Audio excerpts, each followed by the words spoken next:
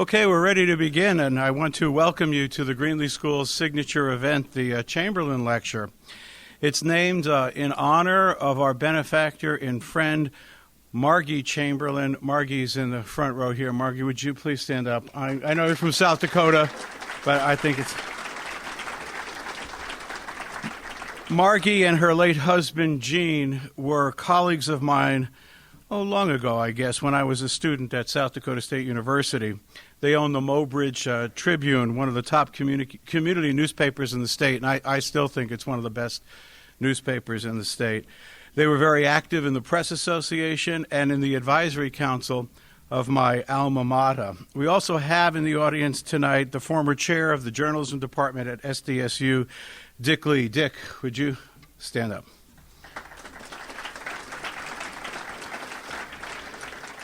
The connection between South Dakota State and Iowa State is strong. Both schools have 400-hour student internship programs. Both schools were among the handful of journalism programs to be first accredited in 1948. Margie and Gene are Iowa State alumni, and I am the third South Dakota State head of the Greenlee School. Although they were publishers, Gene and Margie Chamberlain, above all, were teachers. That's how I remember Gene particularly.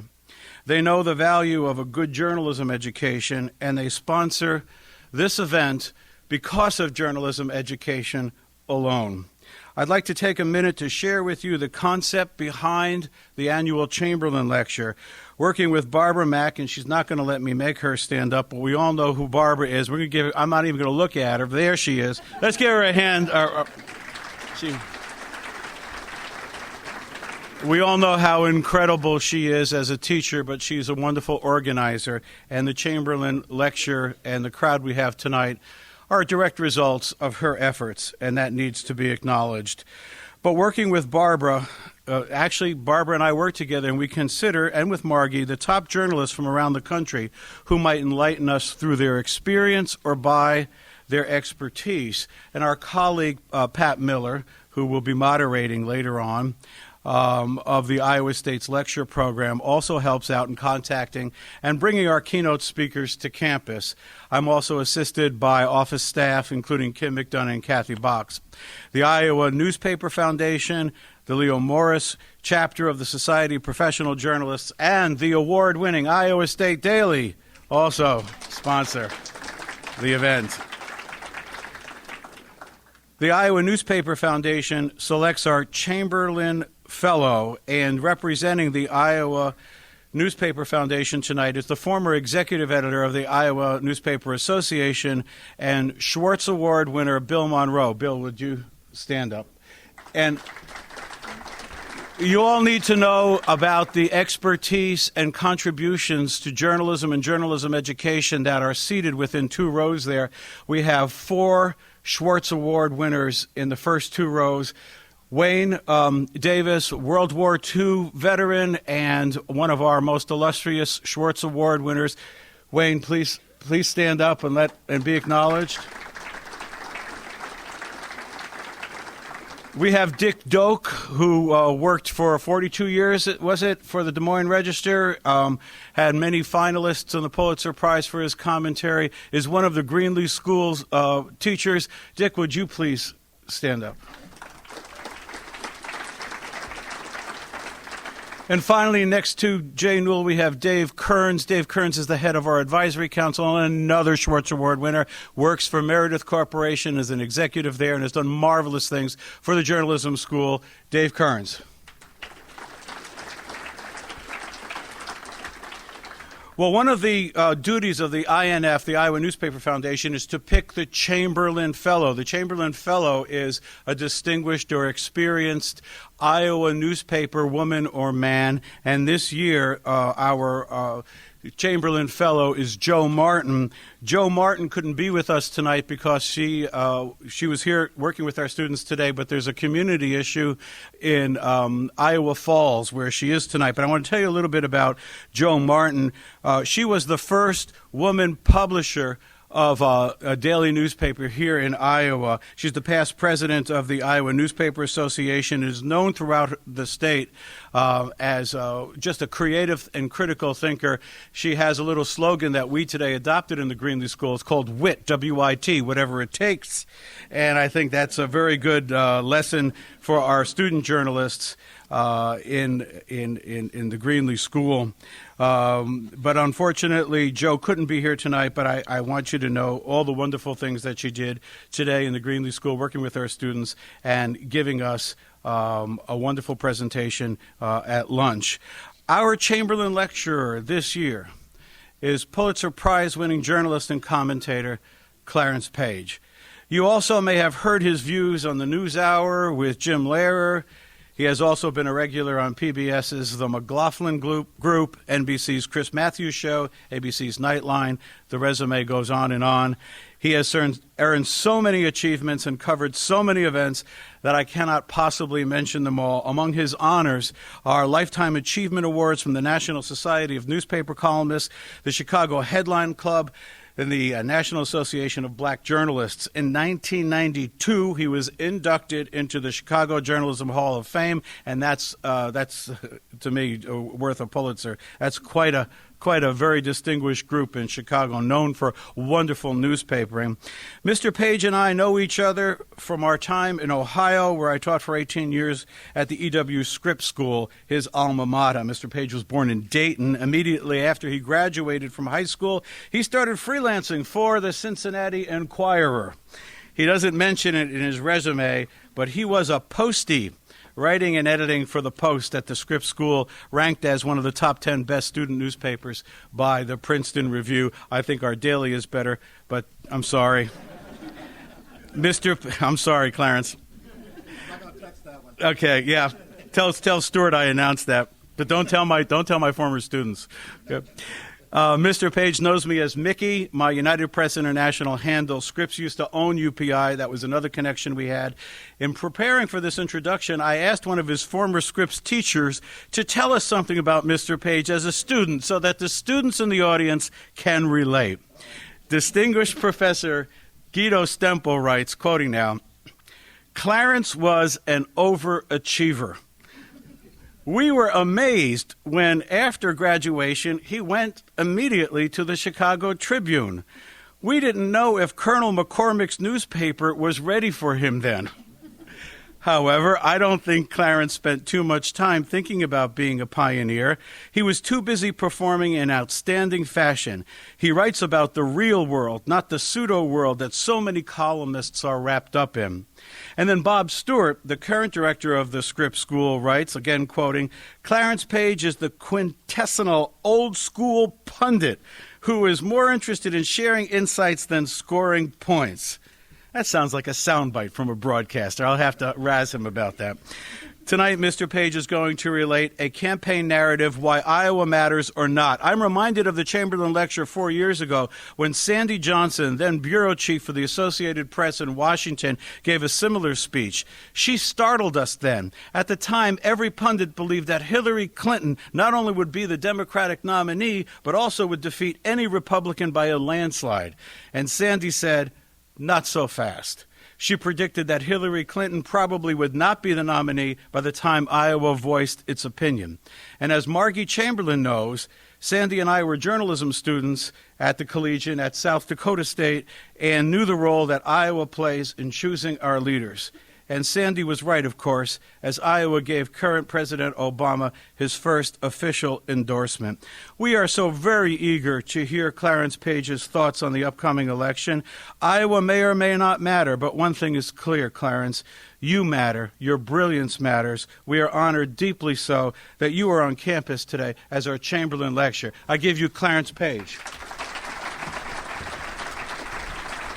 Thank you, Mickey. Thank you very much. Thank you. Thank you, ladies and gentlemen. Thank you. Boy, I was, what a relief. He told me earlier that he had been going around doing some intelligence work, calling up my old faculty, and I said, oh, Lord. I was bracing myself. Thank goodness there were a couple of my classmates he couldn't get a hold of. But You may be reading about that in the National Enquirer next week. I don't know. But this always happens when I go and speak to journalism schools. Boy, you get the dean or chairman or somebody, let me call those old journalism teachers, see how they're doing. Mickey, you remember Ralph Izzard, when I was speaking at the good old alma mater, and he was going to introduce me. And before we went on, he told me, I thought it would be inspirational for our students today to hear a little more about your record as a student. So I went back to examine your old transcript. I said, oh? Well, I decided it'd be more inspirational for me not to tell them about your old transcript.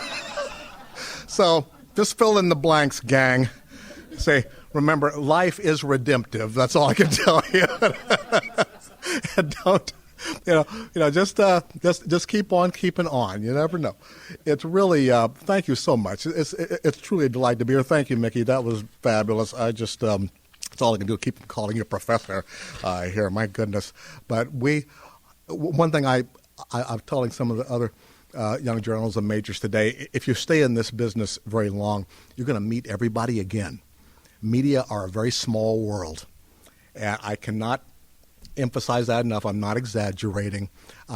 My favorite paparazzi is here. Please go right ahead. Please go ahead. I promise her some extra gestures because I used to be a photographer, so I know how it is when you're covering speeches, and you're looking for something, to use the next day. You want to get. Maybe I'll get a whole strip out of this. You never know. If you do it right. And with today's visuals now, you never know what. I better watch the gestures. Jackie Mason got kicked off the Ed Sullivan Show for getting too crazy with the gestures. Ed Sullivan Show. Look it up. Anyway, we're having much too much fun. My apologies for our tardiness, but blame me. We were over at Aunt Maud's examining some of Iowa's finest livestock. I want to tell you, my thorough 5-star recommendations. It was really a terrific time, and I am looking forward to coming back for the caucuses. But let me say, I'm honored to be here tonight. Particularly delighted to speak to the next rising generation of journalists and other media workers. This is new terms that we have in the business now. I was satisfied just to be a newsman back in my day, but then we became journalists. And now in this new era, we are media workers. It sounds like a euphemism for a prostitute, but those are sex workers. We're media workers. We'll try to keep it straight. My dear sainted mother was embarrassed enough when I said I wanted to go into newspapering. But it was sort of like, she said, is that kind of like show business? I said, well, not really, Mom. But that was the old days. What can I say? I'm particularly delighted to meet the new generation, eager to play a role, despite the well-known turbulence our industry has been experiencing in this new media age. I'm happy to report, based on the latest report by the Pew Center's Project for Excellence in Journalism, that the general state of the media is improving. Hey, it could be worse, right? We were talking about this earlier over dinner, thinking ahead.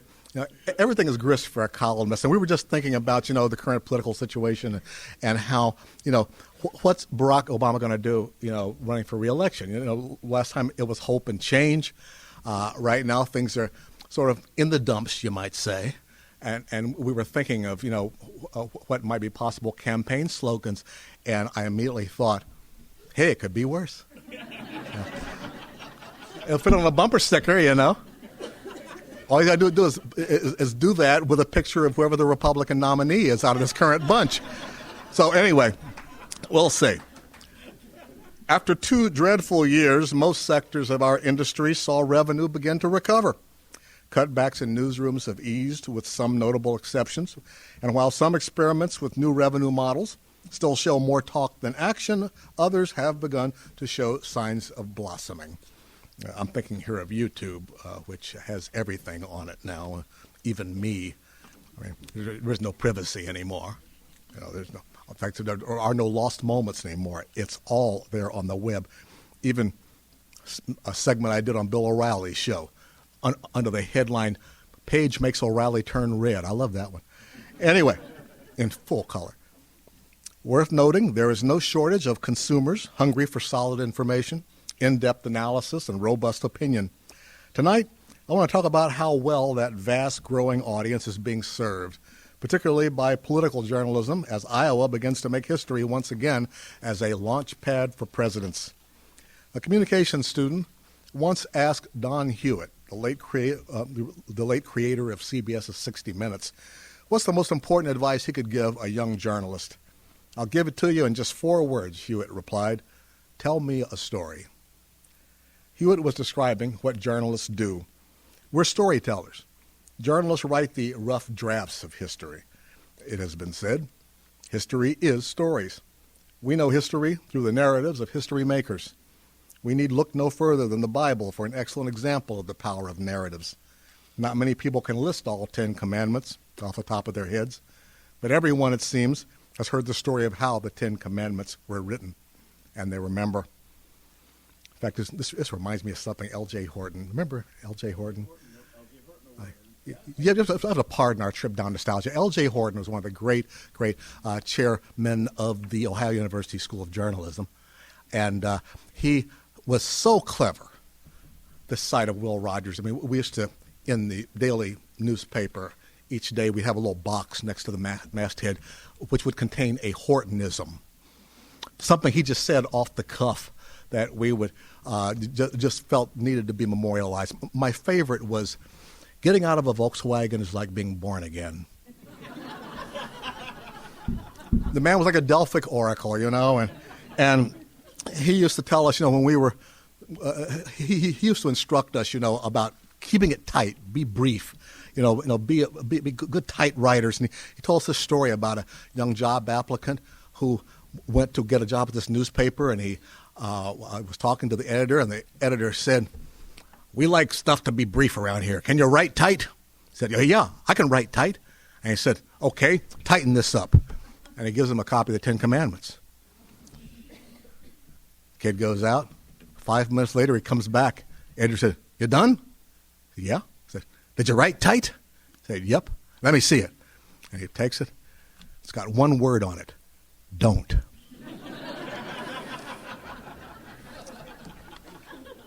If you remember nothing else, students, remember that after tonight. I decided to become a journalist as a high school student in the 60s, as you've heard, lured by stories developing in such diverse areas as civil rights, the anti-war movement, and pop culture. But I realized the power of narratives when I was reporting politics in the South. Being raised in the North, I thought the Civil War ended in 1865. Silly me. But no.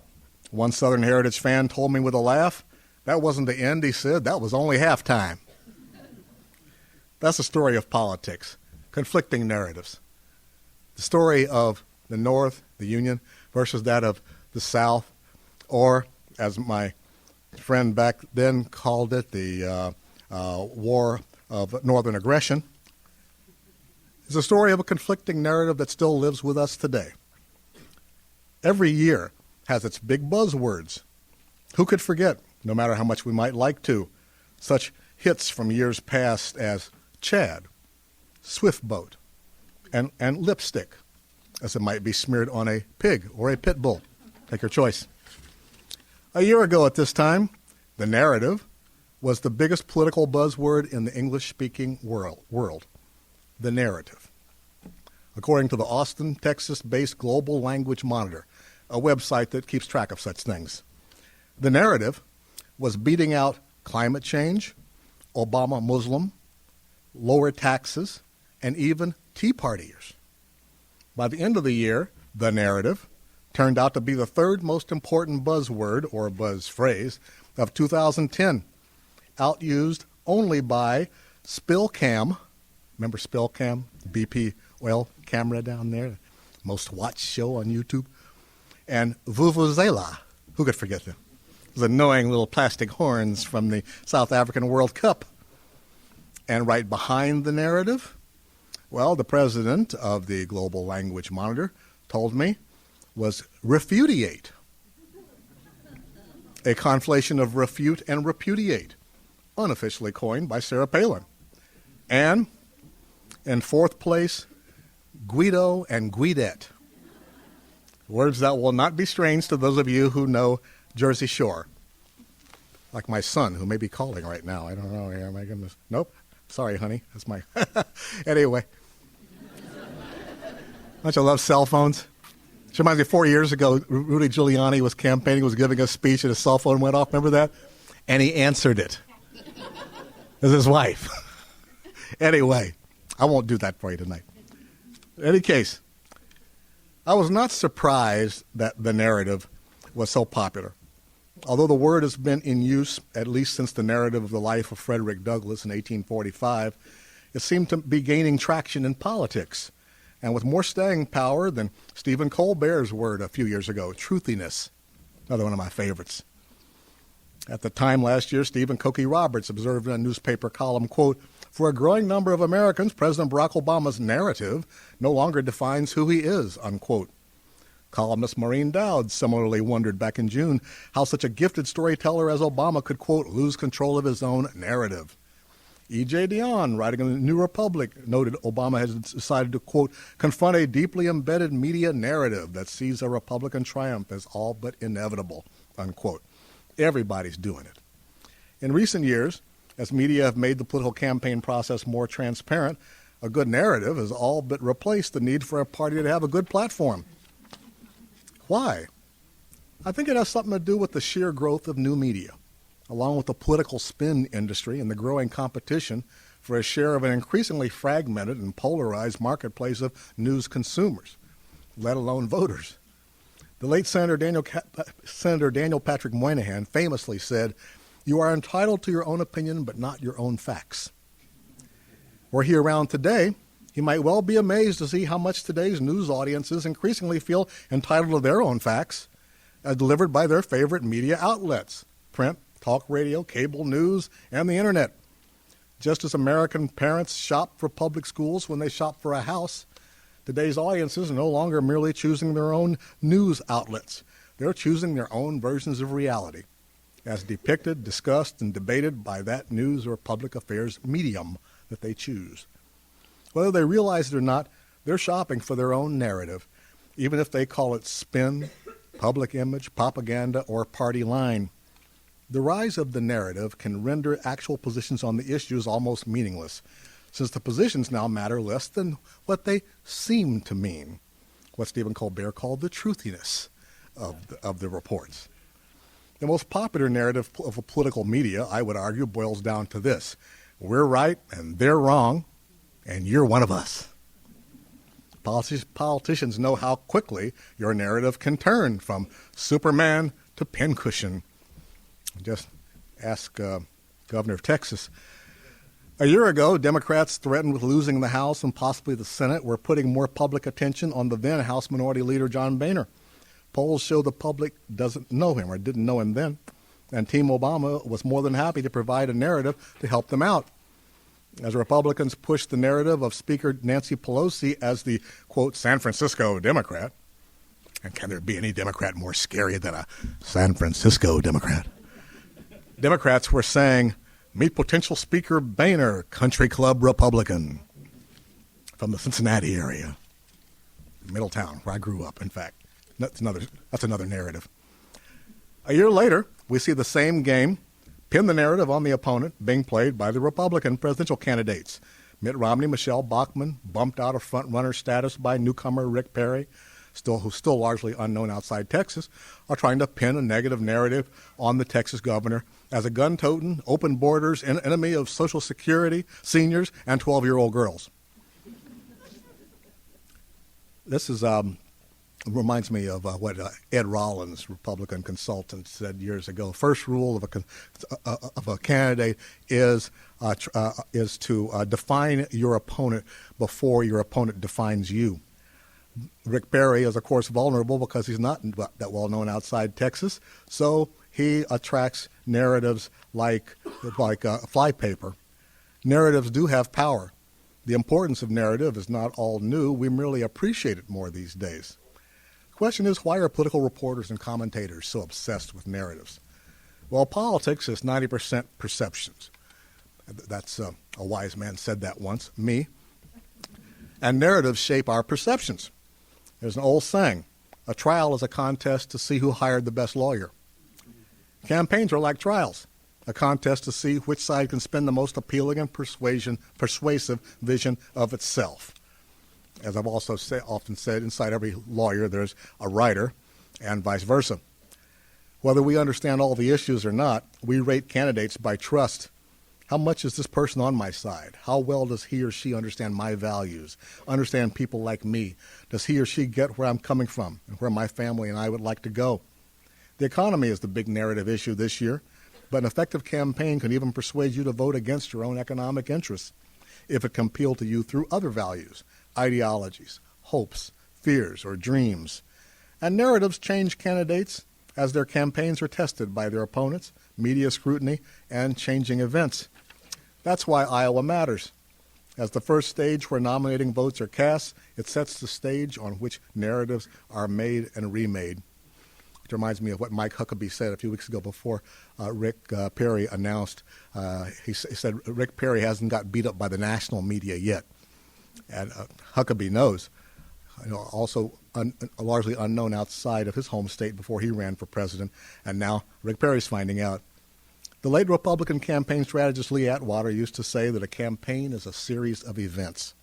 The Iowa caucuses is the first big event, the culmination of a series of daily news events that shape public perceptions of the candidates, their campaigns, and their big issues. We talk about campaigns, but what we really see, hear, and talk about is the narrative, the big epic drama of the campaign, unfolding daily like a soap opera.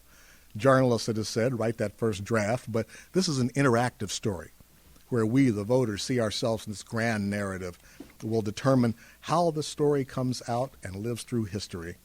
Iowa also matters because it's retail politics, handshakes, personal contact. I love Iowans. I mean, this is a state where people not only feel obliged to vote, but they feel each candidate whom they vote for is obliged to come and meet them personally. In fact, Iowans take offense at a candidate who has the temerity to think that you should vote for them without their having come to your door and met you personally. And they give you enough, Iowans give you enough time to do this now, if you don't fool around. I mean, look at Sarah Palin. She's nowhere near announcing yet, as far as we know, but she's been meeting everybody, hasn't she? New Hampshire is similar kind of a deal.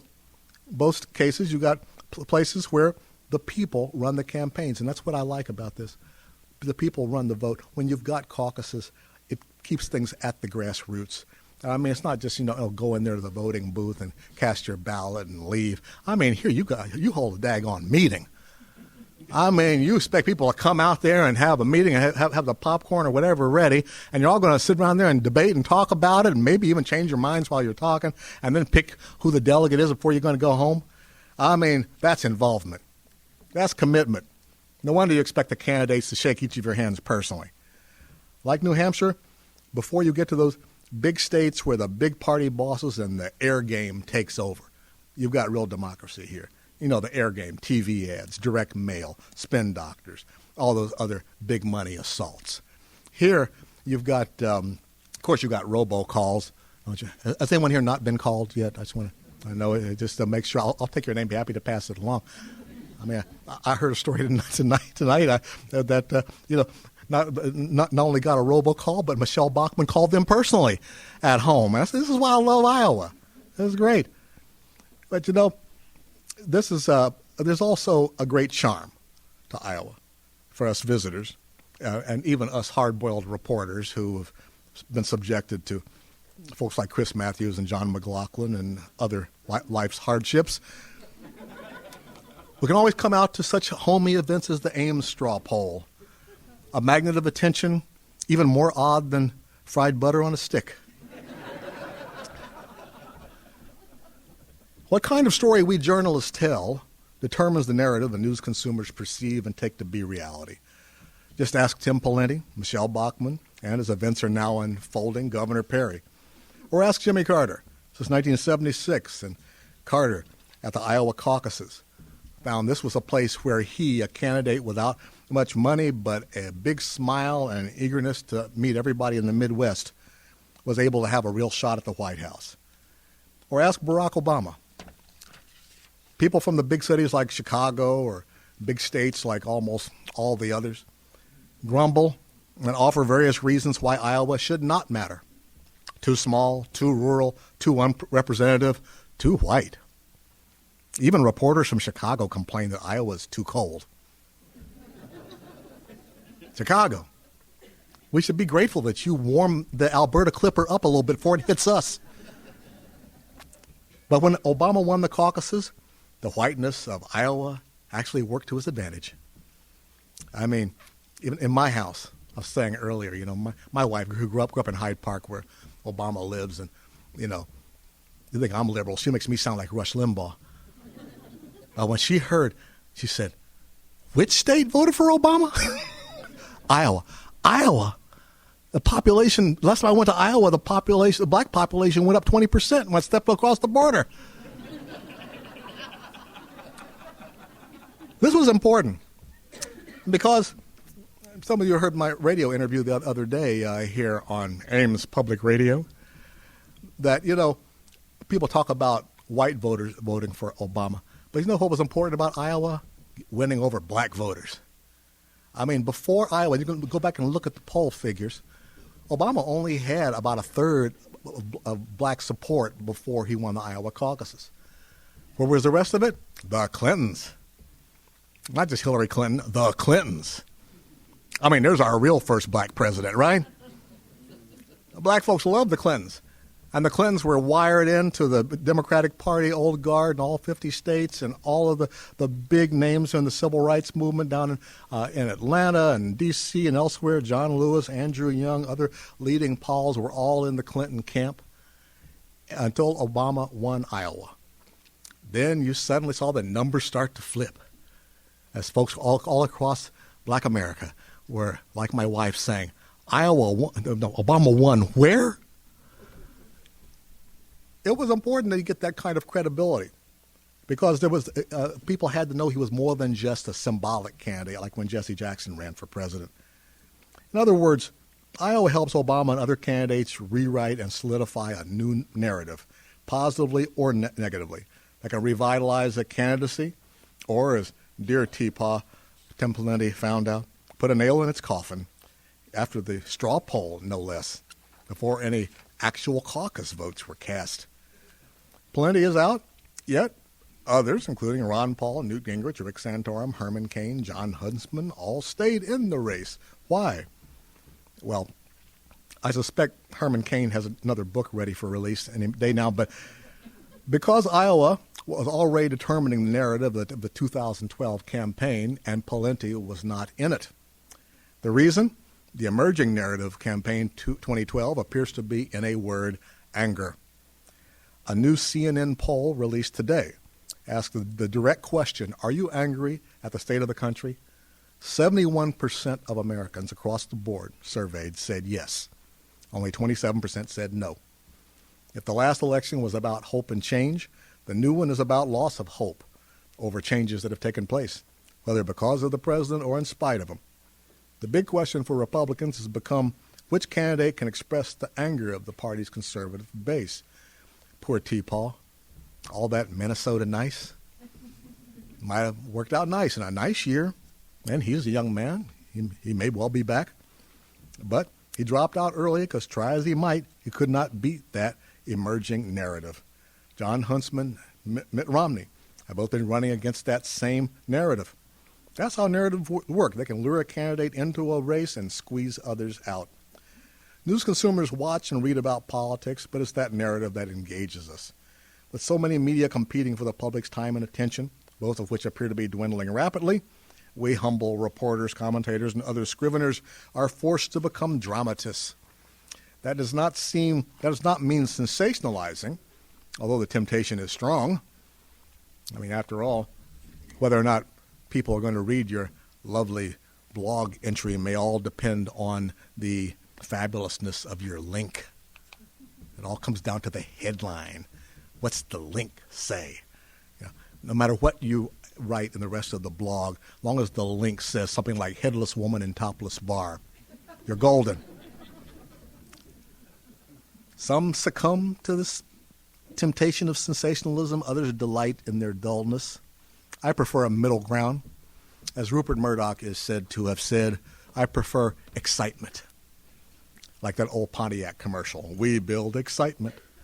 Political coverage tends to fall into one of two narrative forms, the contest of issues or the horse race, also known as the narrative that voters and media critics love to hate.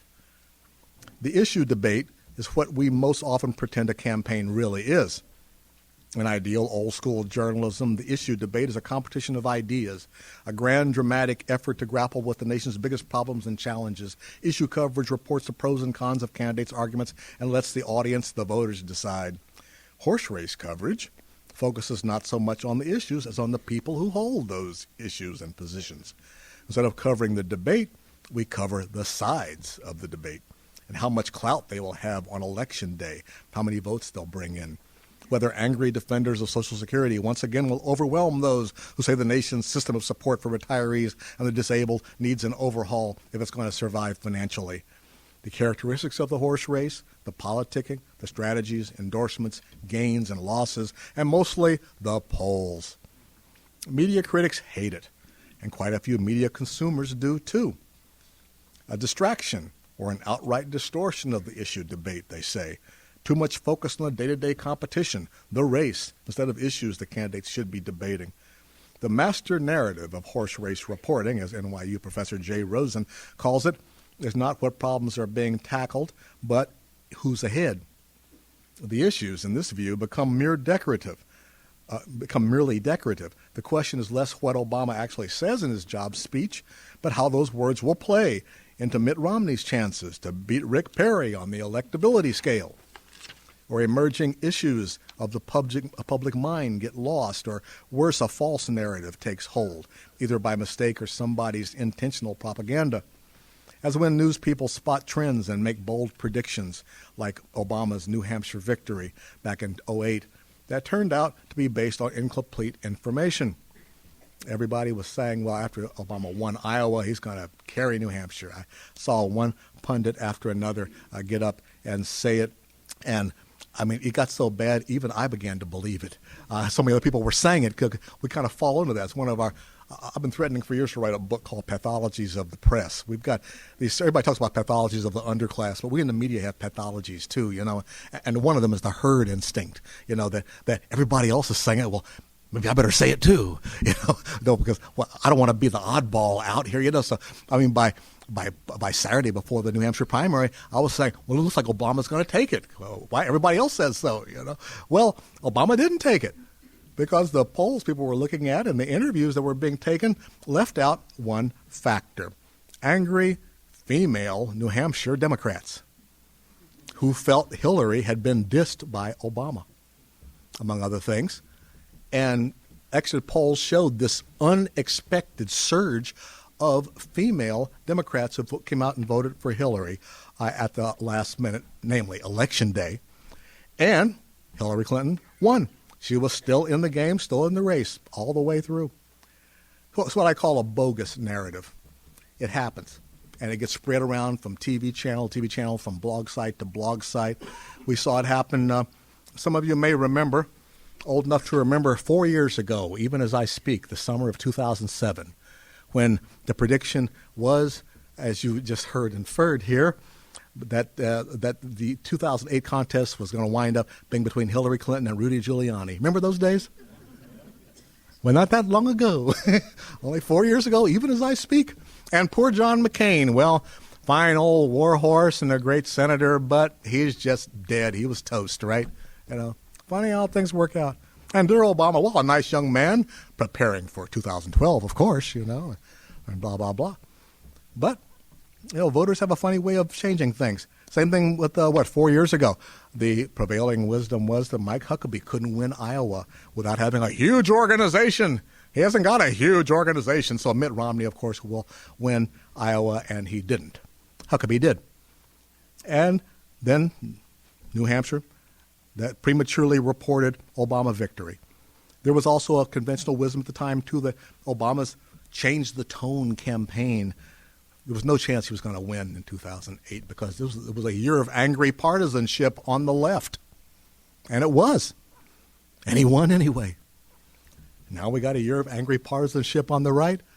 So I'm not going to quickly make any kind of predictions for this next year. We will see.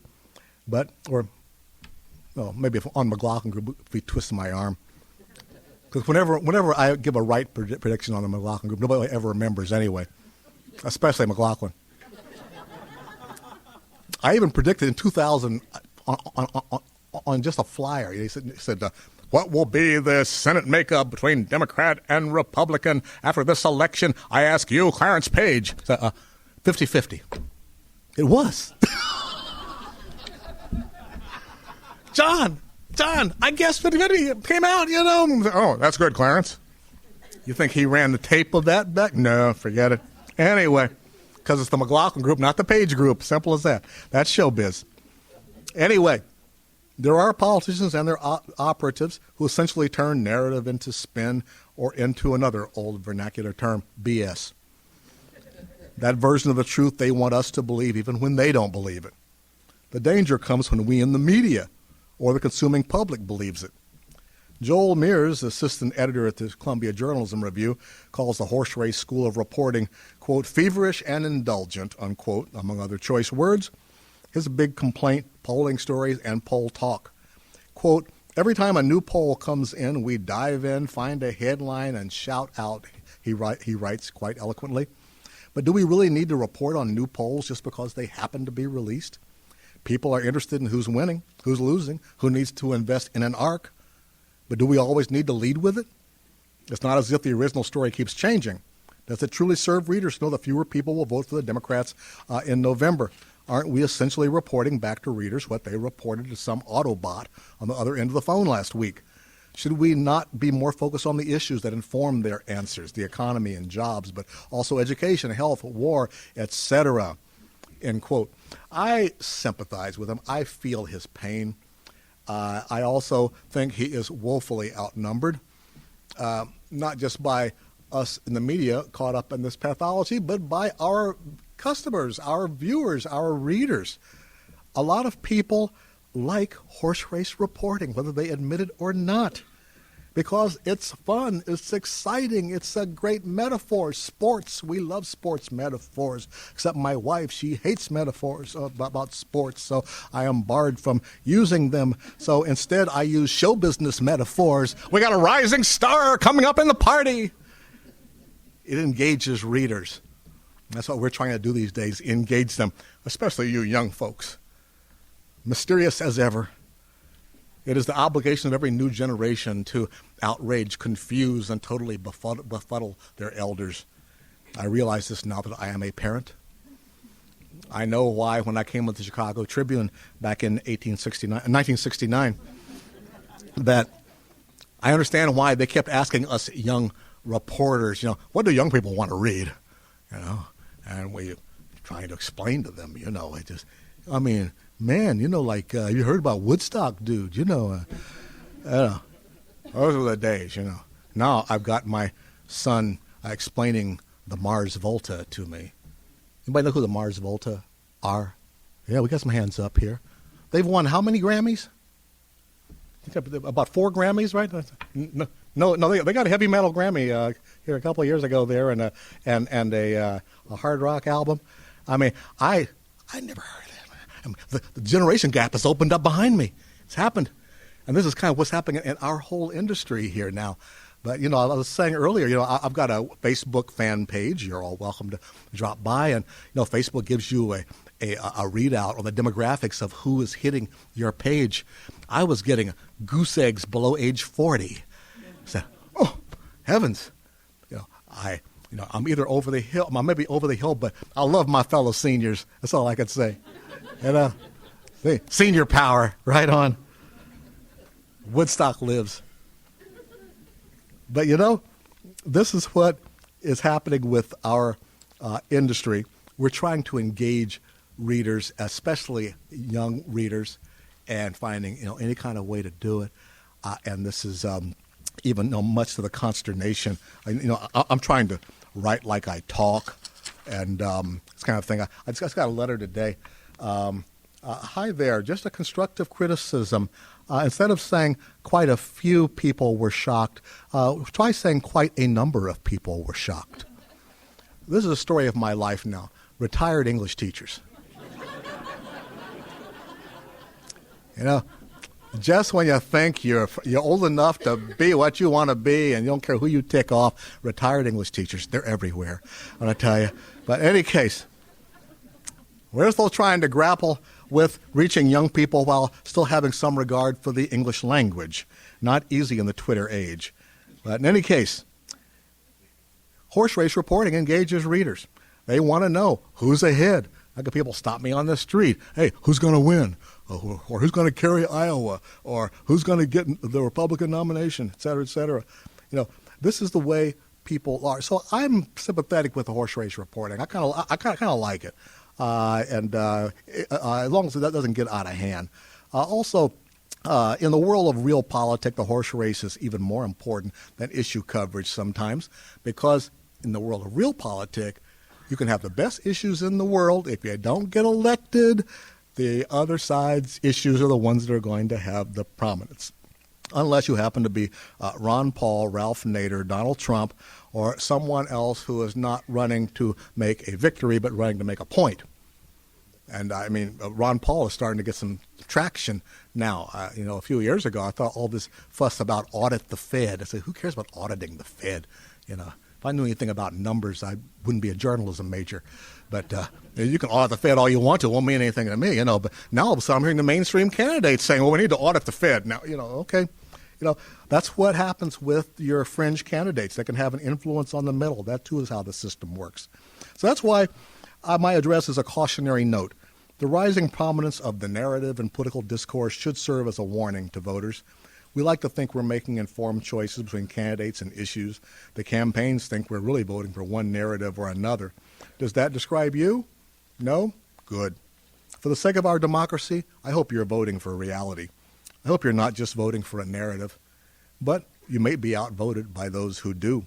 Besides, how can you know for sure? So what is to be done?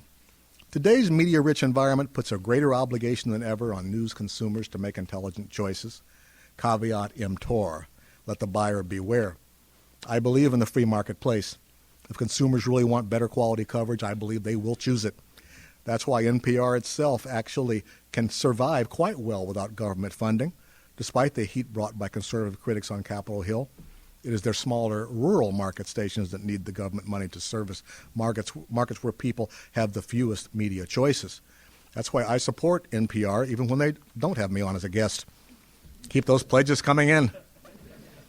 As for those of us who do work in commercial media, I believe we can have both the horse race coverage and smarter issue coverage that helps both. One, escape the herd. It's scary, but break away from the pack and conduct your own focus group reporting. Fan out across the state or the district. See what people are saying outside of the manufactured events.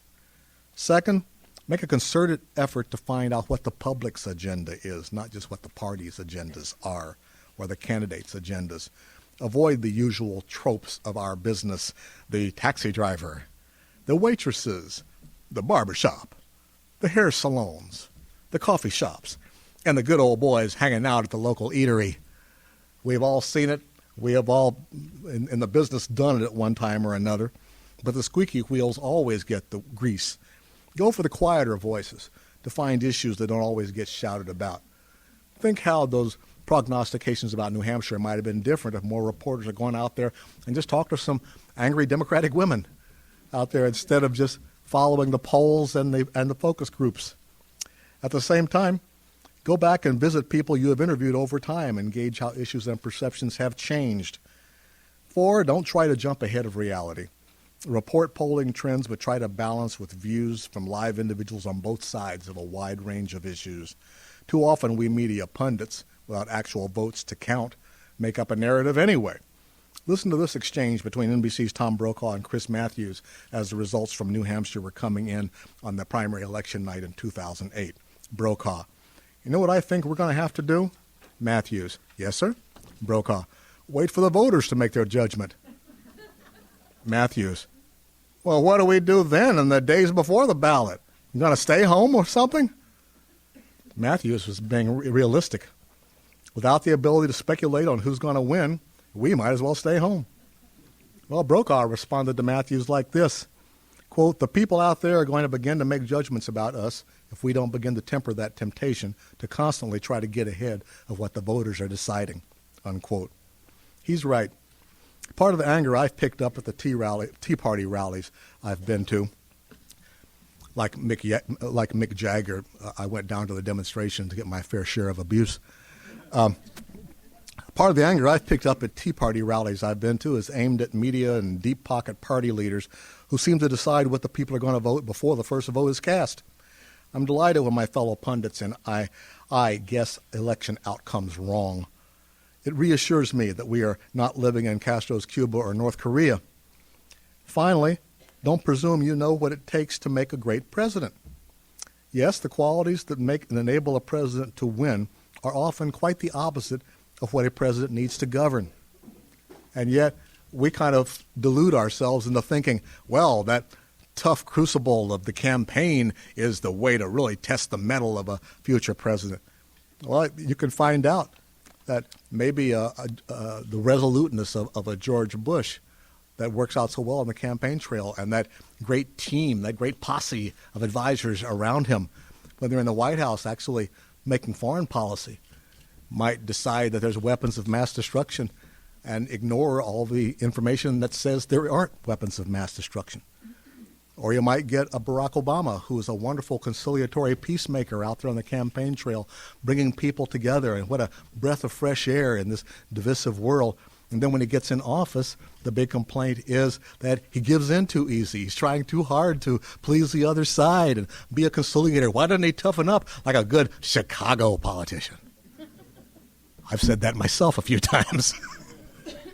I mean, his role model is Harold Washington, the first black mayor of Chicago. And, in 20 years of covering Chicago politics, I never heard the word comity mentioned. It wasn't until I moved to Washington that I hear about this notion of opposites actually working together. I mean, I got to Washington back in 91. I was shocked to find Orrin Hatch playing tennis after work with Teddy Kennedy. I said, gee, back in Chicago, that'd be like, Harold Washington and Eddie Verdoliak playing golf or something together. No way is going to happen. But Harold Washington never backed down. He always stood forthright and appeared to be like Harry Truman, always the guy out there fighting for the people. That's not Barack Obama's style. And we'd probably love it if the economy wasn't in the tank right now. But now is the time when no matter what side you're on, you're going to get criticized. So don't presume you know what it takes to make a great president because you see what makes a great candidate. Some news operations and editorial boards, like the one on which I work, provide their own questionnaires to all candidates, carefully worded to pin them down on some tough issues, like how do you really feel about executive power in relation to the Congress and the Supreme Court? We enjoy our free press and our freedom to choose our leaders, but as Martin Luther King used to say, freedom is not free. Candidates spend hundreds of millions of dollars to drive the campaign narrative. The press and the people can and must do all we can to take it back. Thank you very much. Thank you. Thank you. Thank you very much. Thank you. I appreciate it.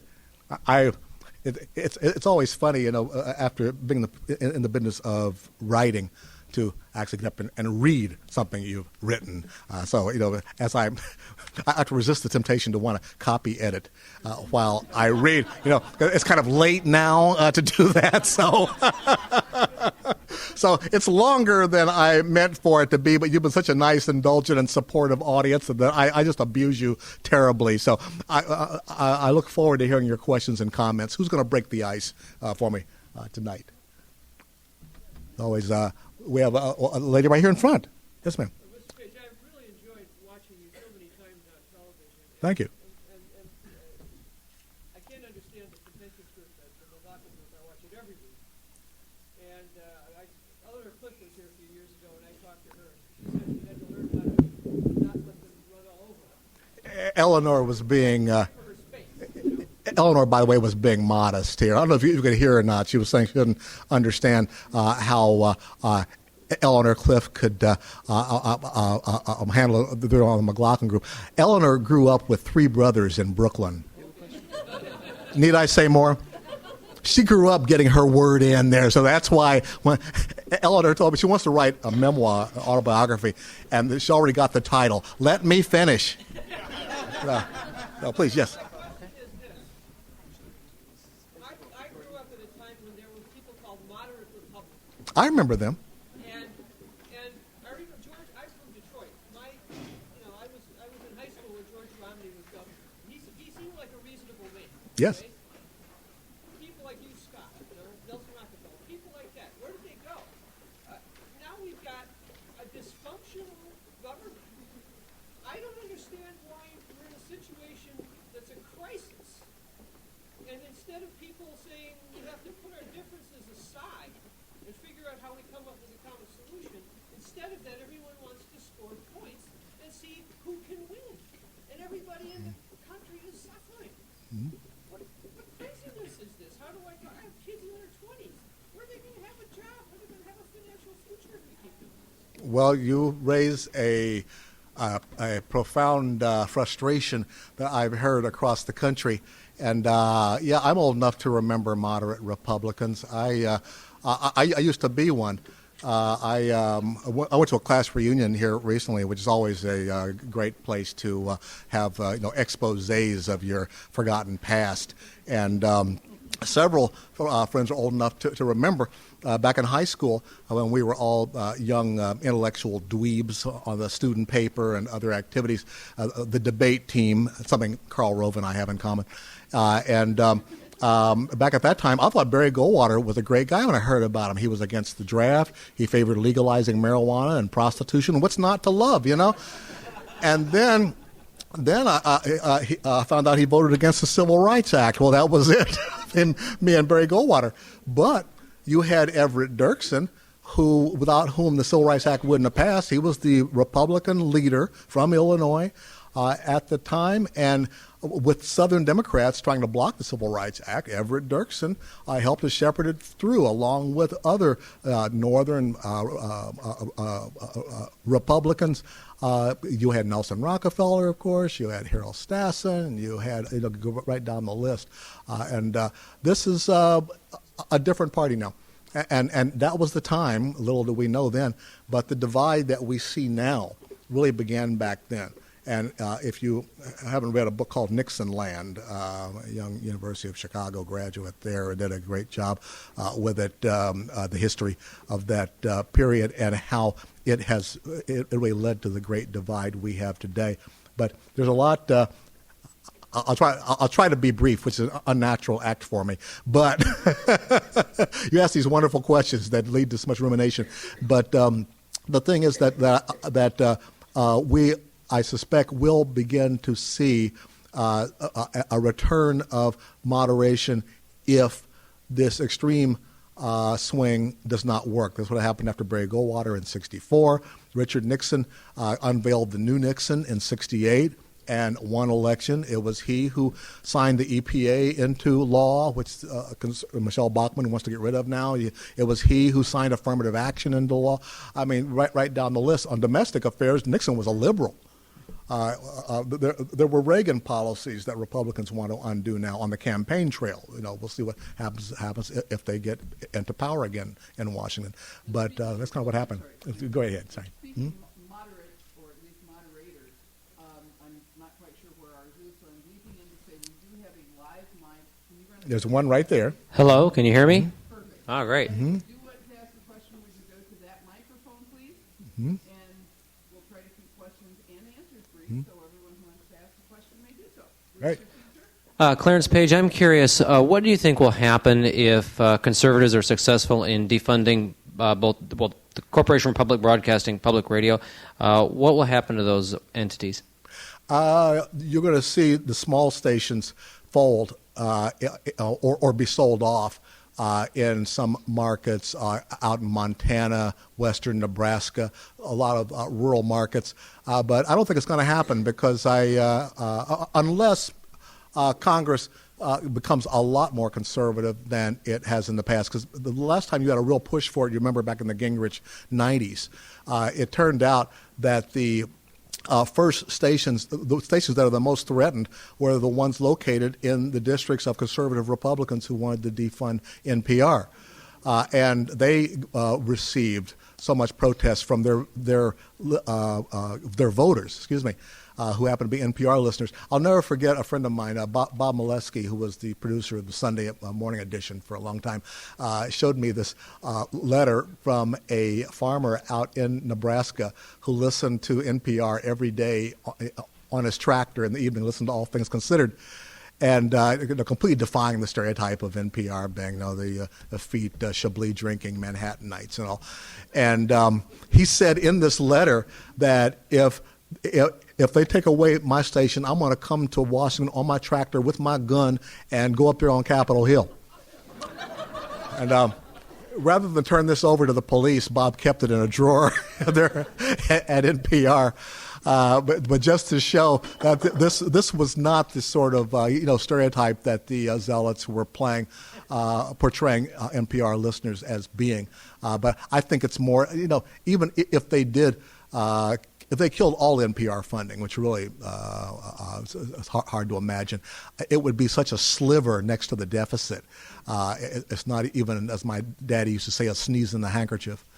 But keep those pledges coming in, though. Please, they'll appreciate it. And thank you. Hello. I was wondering, why do so many in the media, why do a number of them consider Ron Paul a fringe candidate in light of the fact that the Federal Reserve transferred $500 billion of American money just in the recent few years over to European central banks, and we have no idea where that actually went to? Why would that be considered a fringe candidate who wants to have such a process in place that we can find out where that money went to? And a second question is, in light of the straw poll here, where do you think Rick Perry was able to acquire all these write-in votes? Well, first of all, on the Federal Reserve and the money transfer, as I mentioned earlier, Ron Paul is starting to get some salience now in the Republican mainstream. So I wouldn't write off the idea that the issue you raise won't, is going away. It'll be back, but don't depend on, don't expect Ron Paul to expand his base. I'm firmly convinced Ron Paul doesn't want to expand his base. He's quite happy just to speak his mind and not say things that are going to win him votes. You could see that at the debate the other night.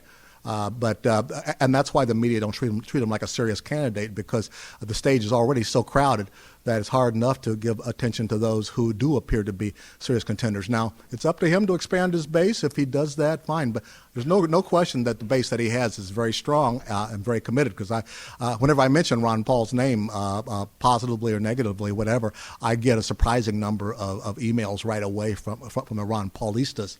Now, the other question that you had, I'm sorry, I just... Where do you think Perry was able to get all those write-in votes from for the straw poll? Oh, the straw poll. I'd like to know how many of those write-in votes spelled his name with an A. Because I'm a Stephen Colbert fan, and Stephen Colbert actively campaigned. Stephen Colbert has proven ability to give you the Colbert bump, and his endorsement brings in votes. And as far as I know, last time I checked, to correct me if I'm wrong, but the Iowa Republican Party has refused to say how many of the ballots spell Perry with an A.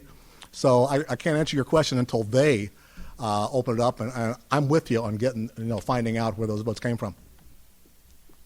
Thank you. You mentioned earlier that the presidential campaigns had been turned into like an epic drama. I was wondering where you think the line is drawn between an epic drama and a media circus. The line between...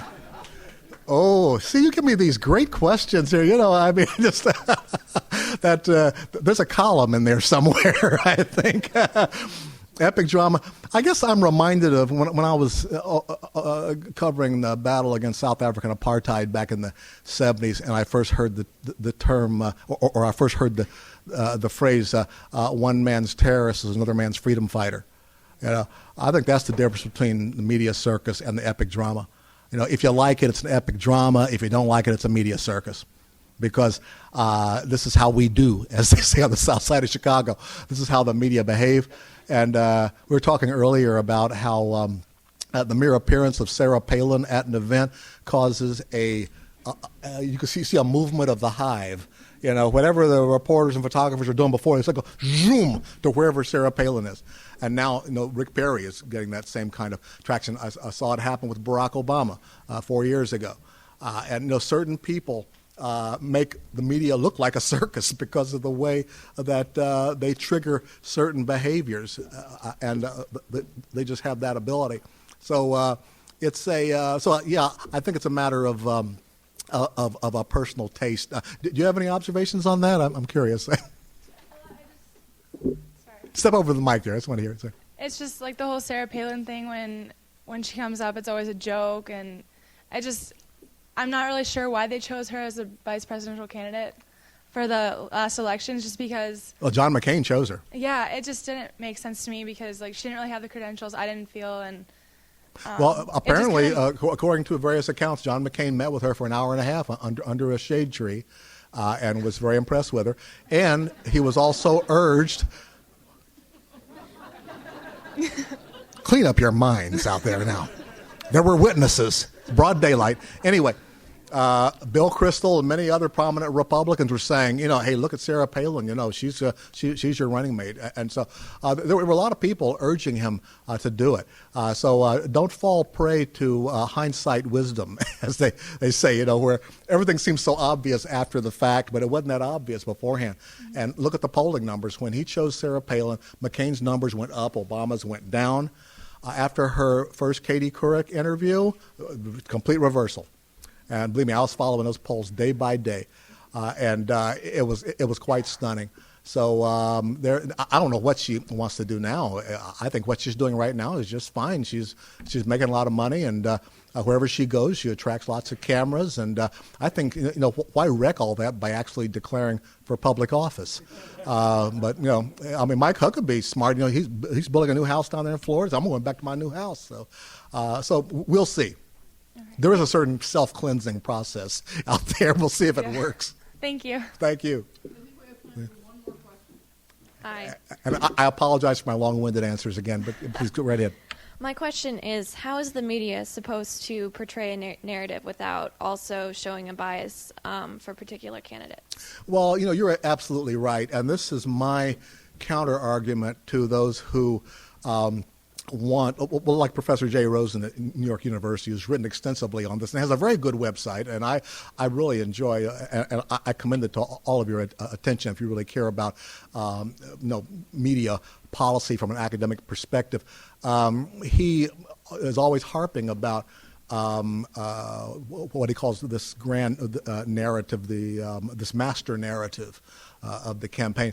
He wants less objectivity. As far as I can gather, he wants less objectivity in the reporting and more subjectivity. He doesn't just want us to report candidate A and candidate B, equal time, equal weight. He wants us to put some, at some point to say this is horse manure and this is actually rather valid. And I say, just imagine, with all that we are being beat up about, being biased already, what the reaction would be if people who are actually reporters started doing this. That's my job. I was a reporter for over 20 years to earn the right to be able to tell you how I really feel.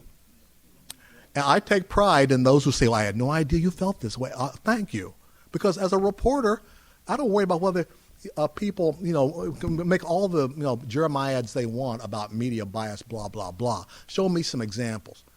Show me in my work where you think I've been unfair. That's the main thing. Yeah, I've got opinions, but as a reporter, I was always scrupulously fair and balanced. Where have I heard that phrase before? And my favorite example, the Harold Washington race, where I kind of earned my oats on TV. I was a TV reporter, my prodigal son years, I call them. And I was covering the Harold Washington race in Chicago. heated national interest race, and a first black mayoral candidate who had a chance of winning. And there was Bernie Epton, the Republican candidate. And just having a black Democratic nominee caused the Chicago miracle. Half the city became Republican overnight. And I had the privileged position of being able to, as a general assignment TV reporter, to cover both sides. And Bernie Epton and I got along great. And especially whenever I'd show up for a media scrum, he would always say, "Where's Clarence? I want Clarence right up here," because it was always good to have a black reporter right within camera shot. If on the evening news, people see this black guy right near Bernie Epton there, I guess. But anyway, but Bernie and I got along great. And after the whole campaign was over, and I became a columnist, and I remember writing about the Harold Washington race, and I made a statement in a column about how Bernie Epton was a nice man, capable, brilliant lawyer, very popular among black voters before he allowed himself to be pulled into the state Republican machine as part of this racist anti-Washington movement. And Bernie sent me this letter that was like virtually, you could see tears on the page. He was heartbroken that I would think he would become involved in something like that. And that I would feel that way. And I called him up and I said, Bernie, I was a reporter. It's my job to cover what's going on and not express my personal feelings. Well, these are my personal feelings. It's not, what the Godfather said, it's not personal, it's business. It's politics. It's a fact that this was a racially divisive campaign, blah, blah, blah, blah, blah. But I was really surprised. On the one hand, I thought he was naive or somewhat self-delusional, not the first time that's happened to a political candidate, to think that people love him more than they really do.